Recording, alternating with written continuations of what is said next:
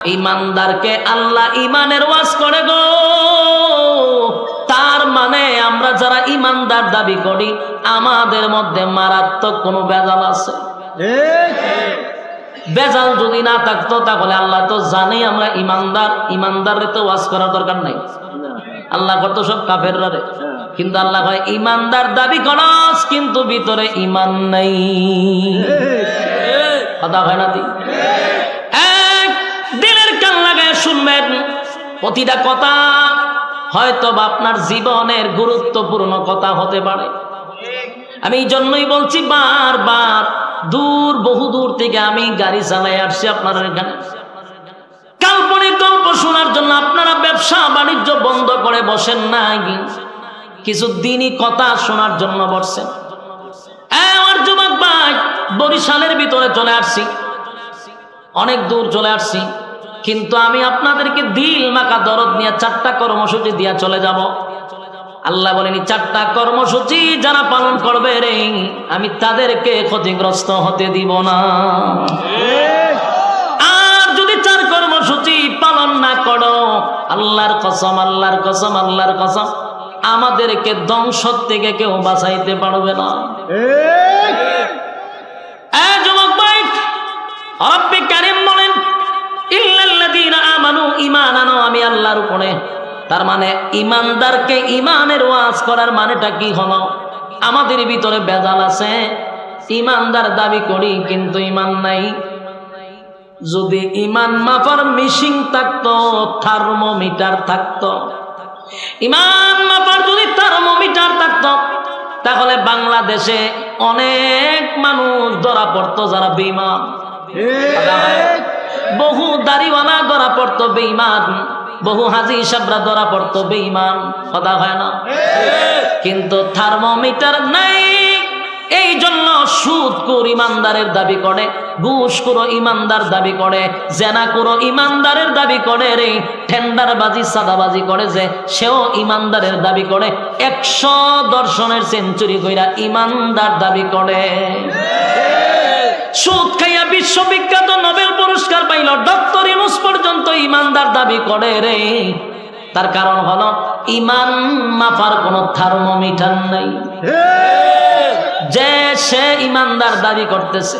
এই জন্য আল্লাহ কয় আমি মালিক জানি তোদের ইমানের কোটা 0, তাই আমি তোদেরকে বাঁচানোর জন্য বারবার বলি ইয়া আইয়ুহাল্লাযীনা আমানু কু আনফুসাকুম ওয়া আহলিকুম নারা, হে ঈমানদারেরা নিজে জাহান্নামের আগুন থেকে বাঁচো এবং তোমাদের সাথী সঙ্গী তোমার আহালকেও জাহান্নামের আগুন থেকে বাঁচাও। এই ওয়াজ কিন্তু ঈমানদারকে আল্লাহ করে গো, এই ওয়াজ কোনো বেঈমানরে মালিক করে না। কারণ আমাদের ঈমান এত দুর্বল, এত দুর্বল, এত দুর্বল, 5 টাকার একটা চার কাছে ঈমান বিক্রি হয়।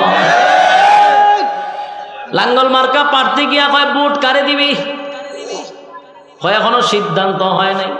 লাঙ্গল মার্কা একটা রং চা খাওয়ানোর পরে জিগায় ভোটটা কারে দিবি, আপনারই দিমু। লাঙ্গল মার্কা চলে গেল, এবার আনারস মার্কা ঢুকছে, কয় ভোট কারে দিবি, কোনো সিদ্ধান্ত হইছে না। আনারস মার্কায় আবার চা খাওয়ায়, কয় ভোট কারে দিবি, আপনারই দিবেন। একতারা মার্কা গিয়া চা খাওয়ানোর পরে জিগায় ভোট কারে দিবেন, আপনারই দিমু। বলুন তো ভোট কয়টা? 3টা। ভোট হইলো একটা, দিল কয়জন রে? ভোট একটা দিল 3 জন রে। তার মানে 5 টাকা দিয়ে চা খাওয়াইলে ঈমান নেওয়া যায়। এই জাতি হলো বাঙালি জাতি। কথা হয় না? আল্লাহ বলেন আমি জানি তোদের ঈমান বড় দুর্বল, 5 টাকার চার কাছে তোরা ঈমানটারে বিক্রি করস। আবার অনেক মানুষ ঈমান কেমনে যায় সেটাও জানে না। সকাল বিকাল ঈমান হারা হইয়া বসে আছে। অনেক মানুষ বেঈমান হইয়া মারা যাচ্ছে, জানেই না। মনে করছে আমি তো ঈমানদার, নামাজ পড়ি 5 ওয়াক্ত নামাজ পড়ি, রোজা রাখি, হজ করি, যাকাত দেই, কিন্তু বেঈমান হইয়া বসে রইছে, বলতেও পারে না। আমার যুবক ভাইয়েরা, ঈমানের ব্যাপারে খুব সতর্ক থাকতে হবে। অনেক মানুষ ডাক্তারের কাছে গিয়া কয় স্যার যদি ওষুধ না খাইতাম বুকের ব্যথায় মারা যাইতাম, ওষুধ না খাইলে সে মারা যাইত। এই কথাটা কিন্তু আমরা সচরাচর বলি, কিন্তু এই কথার দ্বারাও ঈমান চলে যাওয়ার সম্ভাবনা আছে না নাই? আছে। আবার অনেক মানুষ বলেন, হুজুর আমার ছেলেটা যদি বিদেশ না থাকতো তাহলে না খাইয়া মরতাম। আসেনি? বলুন এই কথার দ্বারা ইমান যাওয়ার সম্ভাবনা আসেনি? এক ছোটখাটো বিষয় নিয়ে ইমান চলে যায়, জানি না কেমনে ইমান যায় সেটাও জানি না। আরো আছে, আরো আছে, আরো আছে। আল্লাহ বলেন বান্দারে আসমান বানাইছি আমি আল্লাহ হুকুম দিয়া, জমিনটাকেও বানাইছি হুকুম দিয়া, সব সৃষ্টি করছি আমি আল্লাহ হুকুম দিছি, হয়ে গেছে। কিন্তু তরে বানাইছি গলার থেকে পায়ের তলা পর্যন্ত মেস্তুরি দিয়া, আর মাথাটা বানাইছি আমি আল্লাহর কুদরতি হাত দিয়া। এই মাথা এই কপাল শুধু আমি আল্লাহর কুদরতি পায়ে সেজদা দিবি, আমি আল্লাহ ছাড়া কোথাও মাথা নত করতে পারবি না। কার হুকুম? আল্লাহ ছাড়া মাথা নত করা যাবে না।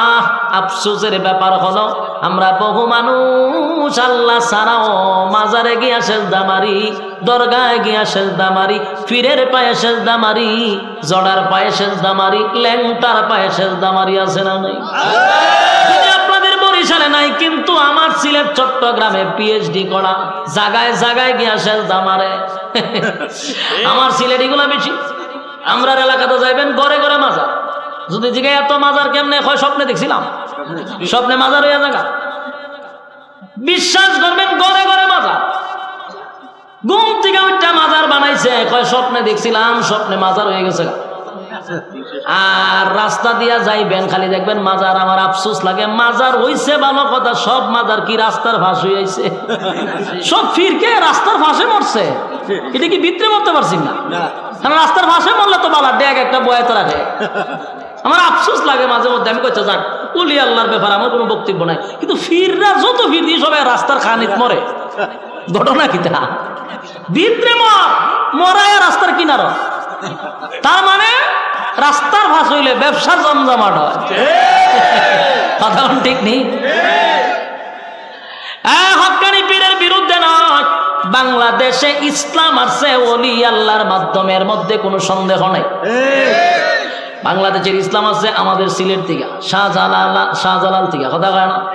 শাহজালাল ইসলামের দাওয়াত দিয়া মানুষকে কালেমা শিখাইছে, কিন্তু শাহজালাল বাংলাদেশের ডাইলে চাইলে খিচুড়ি বানানোর জন্য আসে নাই, আর ছিল ইসলামের দাওয়াত দেওয়ার জন্য, দিন কায়েম করার জন্য, ভণ্ডামি করার জন্য। বাংলার জমিনে শাহজালাল শাহ পরান আসে নাই। এই জন্য আমরা তাদেরকে ইজ্জত করি। ওলি আল্লাহর মাধ্যমে বাংলাদেশে দিন প্রচার হয়েছে। সঠিক পীর যারা তারা বলে যায় নাই, কিন্তু তাদেরকে দিয়া সমাজ এখন রমরমাট ব্যবসা চলে। এই যে আপনার আজকে এখানে একজনের নাম দেখলাম, হাফিজুল হাদিস, যিনি হাদিসের একজন হাফেজ ছিল, আল্লামা রুহুল আমিন, ঠিক না? রুহুল আমিন সাহেব। এই যে আপনারা ওনার স্মরণে কি গান বাজনা বাজাইতেছেন না ওয়াজ মাহফিল করাইতেছেন? হ্যাঁ, তাফসীরুল কোরআন মাহফিল করাইতেছেন। এই যে সঠিক পীরের সঠিক পদ্ধতি, ভণ্ড পীরের ভণ্ড পদ্ধতি। উনি ওনার স্মরণে কিন্তু আমি অনেকটা মাহফিল করছি, কিছুদিন আগেও করেছি, এখানেও করতেছি, অনেক জায়গাতে দিয়ে ওনার স্মরণে মাহফিল হয়। মাহফিলগুলো হয় তাফসীরুল কোরআন মাহফিল। তার মানে সঠিক পীরের সঠিক পদ্ধতি। বাস্তব না বাস্তব? আপনারা যদি ডুল বাজনা বাজাইতেন তাহলে উনি ভালো হইলো, মানুষ ওনাকে বন্ধ বলতো। কথা হয় না? সাবধান। এই যে সিস্টেম কত সুন্দর, ওনার স্মরণে হচ্ছে মাহফিল। আর অনেক জায়গাতে পীরের স্মরণে হয় ঢুল বাজনা, গায়ক নায়িকা দিয়া নাচায়। সুতরাং এই ব্যাপারে তো আমি পিএইচডি করা, আমার এলাকায় যেই পরিমাণ মাঝার আছে, আমার মাথায় এত চুলও নাই। আমি জানি পুরুষের সময় গায়িকা লইয়া গায়িকা নাচে, ডান্স তো পাগলো ডান্স, মহিলারা নাচে, নাইলে বলে মজমা জমে না। এইবার পুরুষ গায়িকা না আনলে মজমাটা জমতার না, জমাইতে হবে, এলে গায়িকা আনে। নাউজুবিল্লাহ, নাউজুবিল্লাহ। এই কারণে ওলি আল্লাহদের বদনাম হচ্ছে।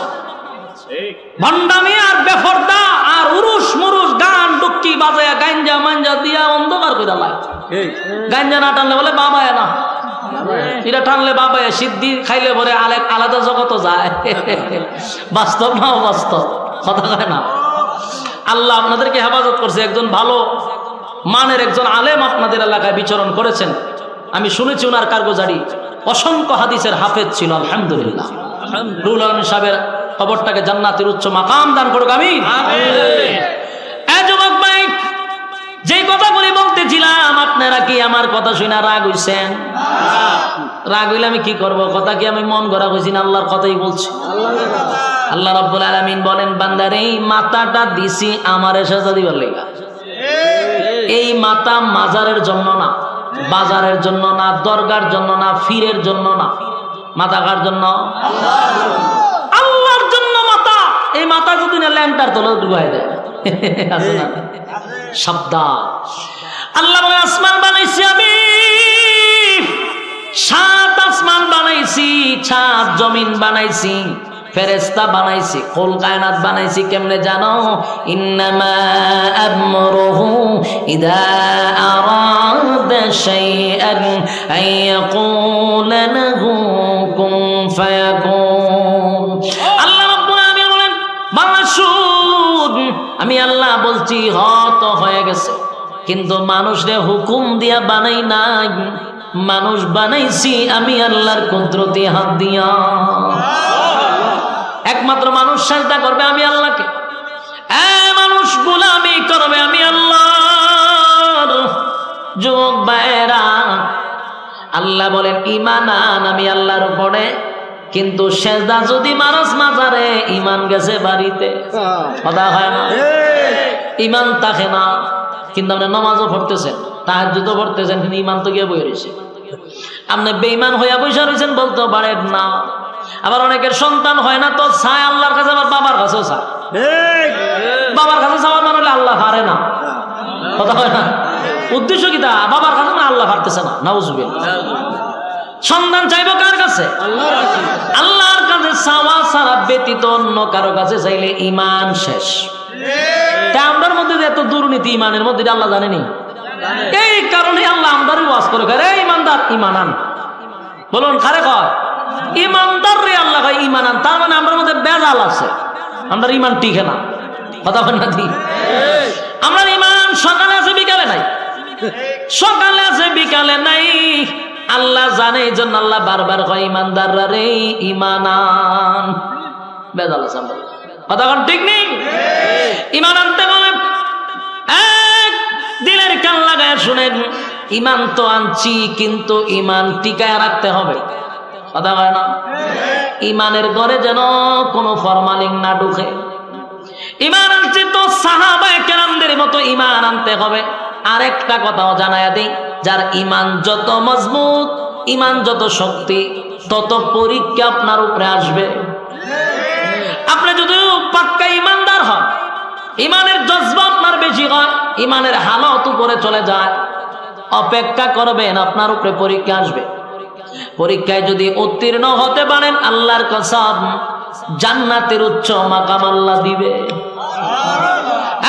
যুবক ভাইয়েরা, ঈমান সবচেয়ে বেশি গুরুত্বপূর্ণ দামি জিনিসটার নাম হলো ঈমান, কথা হয় না?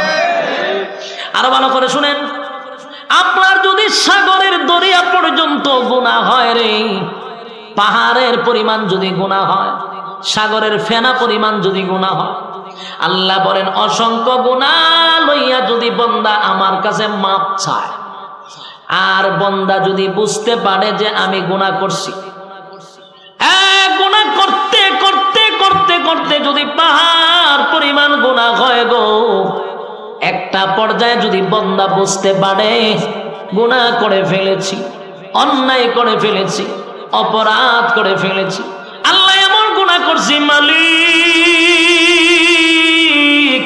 আমার গুনার দিকে তাকাইলে মাফের কোনো আশা করা যায় না। আল্লাহ আমি তো গুনাহ করছি, তুমি আর ছাড়া কেউ জানে না।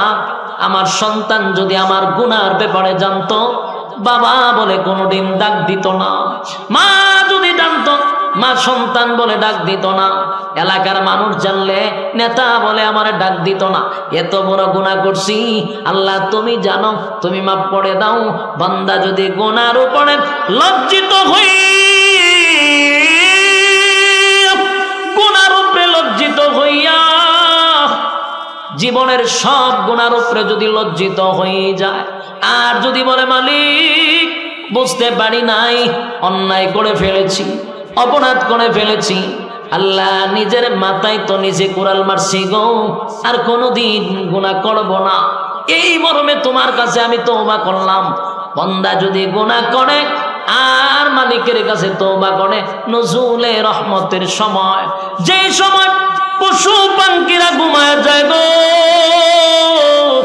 যেই সময় মানুষ তার স্ত্রী পুত্র লইয়া ঘুমায়, যেই সময় বনের পশু পাখিরা ঘুমায়া যায়, গভীর রজনীতে বান্দা যদি গুনার জন্য আল্লাহর কাছে ফরিয়াদ করে, আর বান্দা যদি চোখের পানি ছেড়ে দেয়, আল্লাহ বলে ফেরেশতারা রে, আমার বান্দা কেন কান্দে?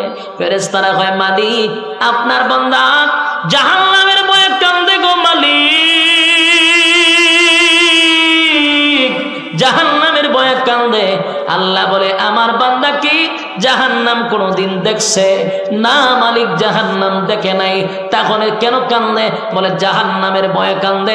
আলেমদের জবানে জাহান্নামের বয়ান শুনছে গো, তাই জাহান্নামের ভয়ে কান্দে, জান্নাতের আশায় কান্দে।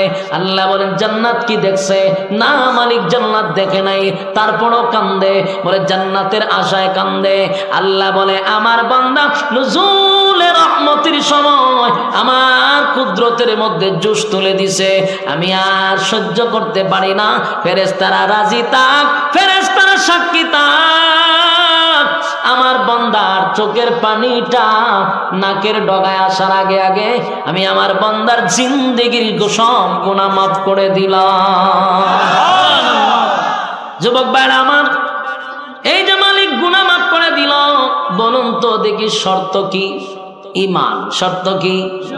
ঈমান আছে কিন্তু গুনাহ আছে, কথা হয় না? ঈমান আছে পাশাপাশি গুনাহ আছে। ঈমান থাকার পরে গুনাহ করলে আল্লাহ মাফ করে দিবে যদি তওবা করেন, কিন্তু দেখা গেল ঈমান নাই, চলে গেছে। আপনি জানেন না ঈমান নাই, মক্কায় গিয়া নামাজ পড়লে কাম হইব নি? কথা হয় না? মদিনায় গিয়া নামাজ পড়লে কাম হইব? মক্কায় গিয়া নাম বানাইছেন হাজি, কপালের মধ্যে একটা কালো দাগও ফালাইছেন, তাসবিহ পড়েন আর নামাজ 5 ওয়াক্ত পড়েন, বলুন তো দেখি 4 বছর কামে আসবে? কারণ আপনার ঈমান নাই, আসল জিনিস নাই। কিন্তু ঈমান আছে, গুনাহ করলে আল্লাহ মাফ করে দিবে, কিন্তু ঈমান নাই, নেক আমল করলে কোনো ফায়দা, কথা হয় না? এই যুবক ভাই, আর একটা কথা হলো, বান্দা যদি ভিতরে ঈমান রাখে আর সে যদি গুনার কারণে জাহান্নামে যায়, জাহান্নামে যাবে, গুনার কারণে যাবে, জাহান্নামের আগুন দিয়ে আল্লাহ পোড়াবে, জ্বালাবে, এটাও সত্য। কিন্তু একটা সময় ঈমান আনার কারণে আল্লাহ জাহান্নাম থেকে উঠাইয়া জান্নাতের ভিতরে ঢোকাবে। সুবহানাল্লাহ। এটা একমাত্র কারণ হলো ঈমান, ঈমান, ঈমান। কথা বল না? ঈমান থাকার কারণে মালিক আপনাকে জাহান্নাম থেকে উঠাইয়া জান্নাতে ঢোকাবে, শুধু ঈমানের কারণে। কিসের কারণে? তাহলে 1 নাম্বার হলো ঈমান। 1 নাম্বার কি? আর এরপরে কথা হলো ঈমান আনছেন, ঈমান আছে আপনার কাছে, কোনো ভেজাল নাই, কিন্তু পরীক্ষা আছে। কি আছে? একটা কথা শুনে রাখবেন, পরীক্ষা ছাড়া, উত্তীর্ণ না হওয়া ছাড়া জান্নাতে যেতে পারবেন না। কথা হয় না? জান্নাতের সার্টিফিকেট মাত্র সাহাবী ছিল 10 জন। আল্লাহ দুনিয়াতেই তাদেরকে ঘোষণা করছে লোকটা জান্নাতি, এটা জান্নাতি, এটা জান্নাতি, ঠিক কি না? বলুন তো দেখি, এমনি এমনি জান্নাতি হইছে না ঈমানের পরীক্ষা দিয়া? ঈমানের পরীক্ষা দিয়া জান্নাতি হইছে গো। তোমার আমাকেও ঈমানের পরীক্ষা দিতে হবে। হামলা হতে পারে, মামলা হতে পারে, হেস্তনস্ত হতে পারে, ঈমানের উপরে অটল থাকতে হবে। যেমনি ভাবে ফিলিস্তিনের উপরে এখন নির্যাতন শুরু হয়েছে, প্রতিদিন ছোট ছোট মাসুম বাচ্চাদের লাশ মা বাবের সকালবেলা দেখতে হয়, লাশের মিছিল শুরু হয়, হসপিটালে গেলে হসপিটালে বোমা মারা হয়, ছোট ছোট বাচ্চাদেরকে মারা হচ্ছে, মা বোনদেরকে মারা হচ্ছে, কিন্তু তারা সব দিতেছে, ঈমান দেয় নেই। কথা হয় না? সাহাবায়ে কেরাম সব দিল, ঈমান দিল না। একবার কিছু মুনাফিক মার্কা মুসলমান, ওই যে আমরা যারা ইমানদার দাবি করি, সুদ খায়ও যারা ইমানদার দাবি করি, ঘুষ খায়ও যারা ইমানদার দাবি করি, দেখতে তো ইমানদারের মতোই লাগে, কথা হয় না? কিন্তু মিটার দিয়া মাপলে দেখা যায় ইমান নাই, কথা কম। এমন কিছু লোক আল্লাহর হাবিবের দরবারে গেল, নবীজি সাহাবায়ে কেরামদেরকে লইয়া বসা। এমন সময় মক্কা থেকে 8-10 জন লোক গেছে, গিয়া হয় নবী গো, দূর বহু দূর থেকে আসছি গো নবী, মক্কা থেকে দৌড়ায় আসছি, মক্কা থেকে দৌড়াইয়া মদিনায় আসছি। আগো নবীজি, মক্কা থেকে দৌড়াইয়া মদিনায় আসছি। এটা বন্ধ করেন না,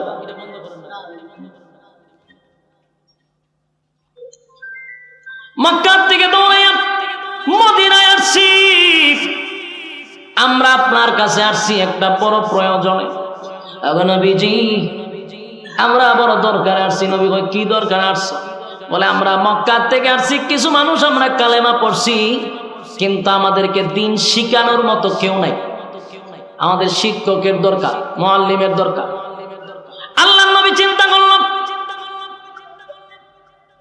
এতগুলো লোক ঈমান আনলো, কিন্তু তাদের শিক্ষকের বড় প্রয়োজন। প্রয়োজনে শিক্ষক দিলাম। 10 জন সাহাবী পাঠাইলো শিক্ষকতার জন্য। মদিনার দিকে রওনা দিল রে, মক্কার দিকে রওনা দিল মদিনার থেকে। মক্কার দ্বার প্রান্তে যখন চলে আসলো, হঠাৎ করে তাকায়া দেখে 100 জন লোক হবে চতুর্দিকে তাদেরকে ঘেরাও করে ফেলেছে, তরবারি লইয়া তাদের সামনে হাজির। আর কিছু মানুষ সাথে সাথে তীর মারা শুরু করছে, 8 জনকে সাথে সাথেই শহীদ করে দিয়েছে। নাউজুবিল্লাহ। এক কথা কি বুঝতেছেন? আমার বিরক্ত লাগতেছে, ছাইরা দিতাম, ছাইরা দিলে ডাবল সুবিধা। বিরক্ত লাগলে আমার লাগার কথা না, আপনার আওয়াজ নাই, বিরক্ত হইতেছে না, দিলের কান লাগায় শুনেন। 10 জন লোক পাঠাইল নবীর সাহাবী শিক্ষকতার জন্য মক্কায়, কিন্তু রাস্তার মধ্যে 8 জনকে শহীদ করে ফেলেছে বেঈমানের বাচ্চারা। 2 জন বাকি রইল। 2 জন হঠাৎ করে আতঙ্কে আছে, কারণ হঠাৎ করে 8 জনের টাস টাস মেরে ফেলেছে। এবার 2 সাহাবী, এর মধ্যে একজনের নাম হলো খুবাইব রাদিয়াল্লাহু তাআলা আনহু, চিৎকার দিয়া বলে, হে মক্কার লোকেরা, তোরা না আমাদেরকে শিক্ষক বানাইয়া আনছস, নবীর কাছ থেকে আমাদেরকে শিক্ষকতার কথা বললেন, নবীর এত আদরের সাহাবীদেরকে তোরা মুহূর্তের ভিতরে শহীদ করে দিলি কেন রে? কি অপরাধ ছিল আমাদের? কি করলাম তোদের সঙ্গে? মক্কার মানুষ 8 জনকে শহীদ করার পরে এই 2 জন লোককে গ্রেফতার করে নিয়ে গেল। একজনকে গ্রেফতার করে নিয়েই হত্যা করে ফেললো, বাকি রইল মাত্র 1 জন। ওনার নাম হলেন খুবাইব রাদিয়াল্লাহু তাআলা আনহু। ওনাকে এক জায়গায় বন্দী করে রাখলো, কিন্তু খানা দেয় না, খানা দেয় না, পানি দেয় না, ঘরের মধ্যে বন্দী করে রাখছে। খুবাইব রাদিয়াল্লাহু তাআলা আনহু সেখানে জীবন যাপন করতেছে। এর মধ্যে যারা ওনাকে বন্দী করে রাখছে, ওনার একজন বোন লোগাইয়া খুবাইব রাদিয়াল্লাহু তাআলা আনহুকে প্রতিদিন দেখে। একদিন তাকায়া দেখে খুবাইব রাদিয়াল্লাহু তাআলা আনহু কি যেন একটা ফল খাইতেছে, আঙ্গুরের মতো। সুবহানাল্লাহ। ওই মেয়ে বলতেছে, আশ্চর্য হয়ে গেলাম গো, খুবাইব যে আঙ্গুর হাতে লইয়া খানা খাইতেছিল, এমন আঙ্গুর আমি কোনোদিন মদিনায়ও দেখি নাই, মক্কায়ও দেখি নাই। যেদিন খুবাইবকে হত্যা করা হবে, সেদিন খুবাইব রাদিয়াল্লাহু তাআলা আনহু ওই মহিলাটাকে ডাক দিয়া বলে, বোন আমাকে একটা খুর দেন, আমি আমার হাতের নখ পালাবো, চুল পালাবো, মরণের জন্য প্রস্তুত নিচ্ছে। মহিলাটা একটা খুর দিছে, দরজা খুললা খুরটা দিয়া দিছে। এই ফাঁকে দিয়ে শুধু একটা বাচ্চা ঢুকে গেছে এর ভিতরে। ওই মহিলার বাচ্চা ঢুকছে খুবাইবের রুমে, মহিলার আর খেয়াল নাই, চলে গেছে। কিছুক্ষণ পর আয়সা দেখে খুবাইবের কুলে ছোট বাচ্চা বসে খেলতেছে। এই মহিলার শরীর দিয়া ঘাম বাইরে গেছে, ভয়ে তরতর করে কাঁপতেছে, কারণ তো শত্রু। আমার বাচ্চা যে তার কুলে, হাতে কুর যদি গলাত লাগায় মাইরা দেয়, কারণ তাকে তো আমরা হত্যা করব, আমার বাচ্চা তো তার কুলে। মেয়ে কাঁপতে কাঁপতে কথা বলতে পারতেছে। হঠাৎ করে খুবাইব লক্ষ্য করলো যে মহিলা তো কাঁপতেছে, ঘটনা জিগায়, আপনি কি ভয় পেয়েছেন? কথাই বলতে পারতেছে না ভয়ে, আমার বাচ্চারা তখন খুবাইব রাদিয়াল্লাহু তাআলা বলেন, আমার কুলে আপনার বাচ্চা এই জন্য ভয় পাচ্ছে? হ্যাঁ, ভয় পাইতেছে। আমরা মুসলমান, বলুন কি আমরা ঈমানদার।